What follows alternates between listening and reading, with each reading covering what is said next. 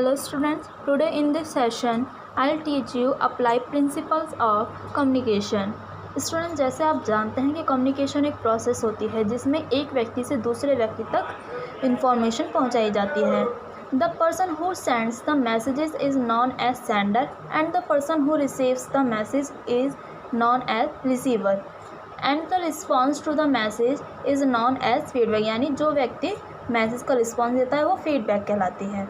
So communication process becomes a circular process. तो इस प्रकार जो कम्युनिकेशन है एक सर्कुलर प्रोसेस बनती है. Any communication can be called effective communication. कोई भी कम्युनिकेशन इफेक्टिव कम्युनिकेशन बन सकती है यदि वह रिसीवर द्वारा ठीक प्रकार से समझी गई हो जो सेंडर उसे कहना चाहता है. Here are some basic rules that we must follow for communication to be successful. The first point is we should seek first to understand the other person. यानी हमें दूसरे व्यक्ति को अच्छे से समझ लेना चाहिए सबसे पहले. Second is face to face communication is effective so we have to try the first. यानी जब भी हम अपनी कम्युनिकेशन को इफ़ेक्टिव बनाना हो तो हमें फ़ेस टू फेस ही टॉक करने की कोशिश करनी चाहिए. Now third is in a group we have to manage communication order to be effective. यदि हम ग्रुप में कम्युनिकेशन को मैनेज करते हैं तो वो इफ़ेक्टिव होती है. Now last point is feedback is the key of effective communication. यानी जब कम्युनिकेशन कब इफ़ेक्टिव होती है, जब उसके अंदर हमें फीडबैक मिल जाती है. Now here's are the principles of communication. First principle of clarity. Communicate किए जाने वाले थॉट्स और मैसेज को क्लियरली बताना चाहिए. मैसेज में किसी प्रकार की अस्पष्टता नहीं होनी चाहिए. यह ध्यान में रखना चाहिए कि शब्द जो होते हैं वो खुद नहीं बोलते, उन्हें सेंडर मीनिंग देता है. Now second principle is principle of attention.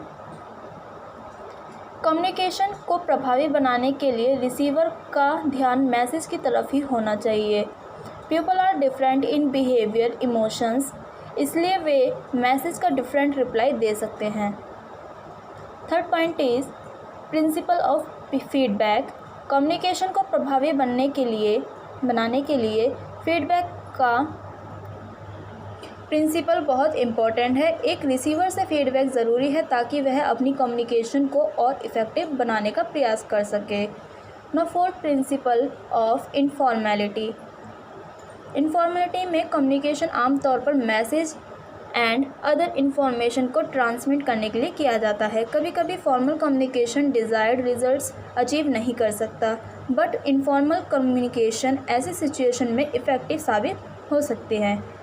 इसलिए यह सिद्धांत बताता है कि इनफॉर्मल कम्युनिकेशन फॉर्मल कम्युनिकेशन जितना ही इम्पॉर्टेंट होती है. Now fifth principle of consistency.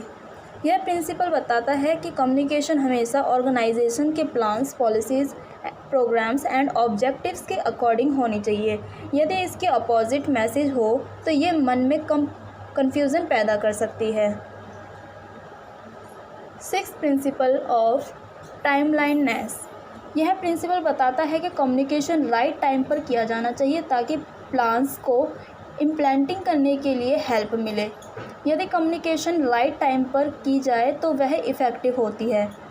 Now last principle of adequacy. Communication की गई इन्फॉर्मेशन सभी मामलों में एडिक्वेट एंड कंप्लीट होनी चाहिए. इनएडिक्वेट इन्फॉर्मेशन एक्शन एंड क्रिएट में देरी कर सकती है और कन्फ्यूज़न भी पैदा कर सकती है. Here's the 7 C's of effective communication. First C is being clear about what you wish to communicate. यानी जो आप कम्युनिकेट करना चाहते हैं वो एकदम क्लियर होना चाहिए. Second is concise, using simple words and saying only the needful. यानी आपको सिर्फ सिंपल वर्डों का यूज़ करना है और जो नीडफुल हो उन्हीं को कहना है. Third is concrete, using exact words as well as facts and figures. यानी आपको उन्हीं शब्दों का उपयोग करना है जो एग्जैक्ट हों और साथ में उनके आप फैक्ट्स एंड फिगर का भी यूज़ कर सकते हैं. Fourth is correct, using correct language and grammar. आप सही ग्रामर और भाषा का उपयोग करना चाहिए. Fifth is coherent, using words making sense. यानी जिन शब्दों का आप उपयोग कर रहे हैं उनसे कोई ना कोई सेंस अवश्य निकलना चाहिए. Sixth is complete, using message full of all the needed information, यानी आपको जो मैसेज होना चाहिए वो आपकी इन्फॉर्मेशन को कंप्लीट करने वाला होना चाहिए। 7th इज़ कॉर्टियस, आप जो भी मैसेज सेंड कर रहे हैं या जो भी मैसेज भेज रहे हैं वो रिस्पेक्टफुल और ऑनेस्ट होना चाहिए। सो स्टूडेंट्स, यहाँ पर हमारा सेशन 4 कंप्लीट होता है। नेक्स्ट वीडियो हम सेशन 5 स्टार्ट करेंगे। Thank you.